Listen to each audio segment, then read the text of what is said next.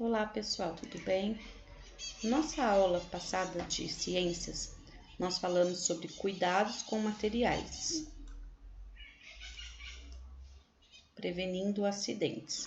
Então nós vimos cuidados com objetos de metal, a faca, panela. Falamos sobre cuidados com vidros e cerâmicas, cuidados com produtos que incendeiam com facilidade. Falamos sobre algumas dicas, na cozinha. E hoje nós vamos falar sobre outros cuidados, também que devemos ter em casa. Outros cuidados. Outras situações podem oferecer riscos de acidente em casa, como tapetes de materiais não aderentes e que enrolam, piso cerâmico liso ou de outro material que seja escorregadio. Tais materiais podem provocar quedas graves e fraturas de ossos. Para evitar situações como essas, o ideal é substituir os tapetes por outros que fiquem mais aderidos ao chão e optar por pisos que não sejam escorregadios, como esse, pessoal. Tapete com material emborrachado antiderrapante. Aqui com certeza não é, né? O piso não deve ser de material que seja escorregadio. E os tapetes devem ser de materiais que aderem ao piso para evitar quedas. Cuidados com produtos de limpeza e medicamentos.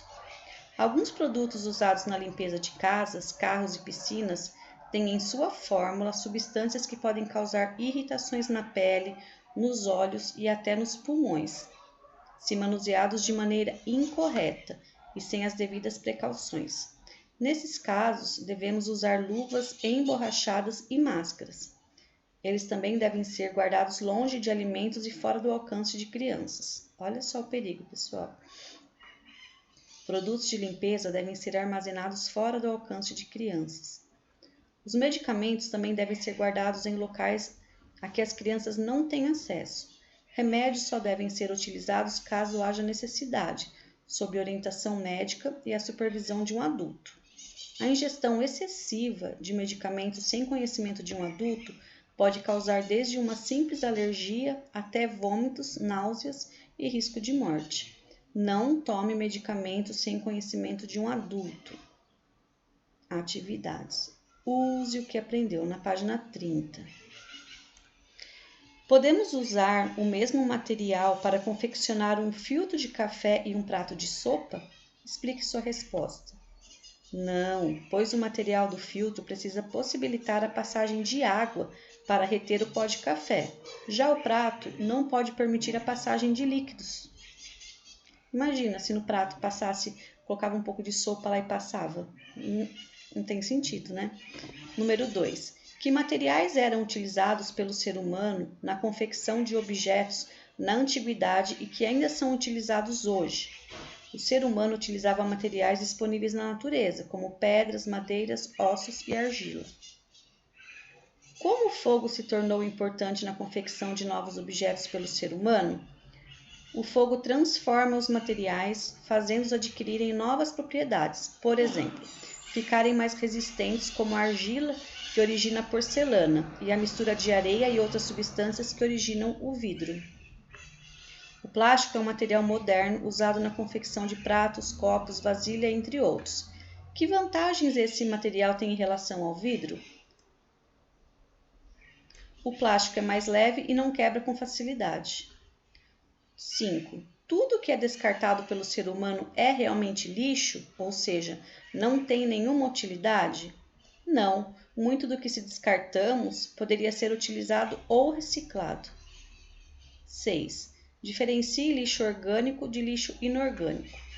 O orgânico é proveniente de restos de alimento, já o inorgânico envolve materiais como vidro, latas de alumínio e plásticos. 7. Classifique os materiais descartados como lixo orgânico e inorgânico. Então, aqui, casca de banana orgânico, garrafinha de água inorgânico, porque é um plástico, e lixo inorgânico aqui, as latinhas. Para reduzir a quantidade de lixo que produzimos, devemos colocar em prática os 5 R's. Identifique e explique cada atitude proposta pelos 5 R's. Repensar, Quando formos comprar algo, devemos repensar se esse objeto é realmente necessário. Reduzir. Devemos reduzir o consumo de produtos com muitas embalagens e dar preferências a produtos concentrados ou que tenham embalagem reaproveitável. Recusar. Não consumir produtos dos quais não precisamos e que não sejam ecologicamente corretos. Reaproveitar. Dar nova utilização a materiais que antes eram descartados. Por último, reciclar. Transformar o material recolhido em outros materiais, evitando que novos recursos sejam extraídos da natureza. Tá ok? Então, a gente fica por aqui nessa aula. Um beijo, pessoal!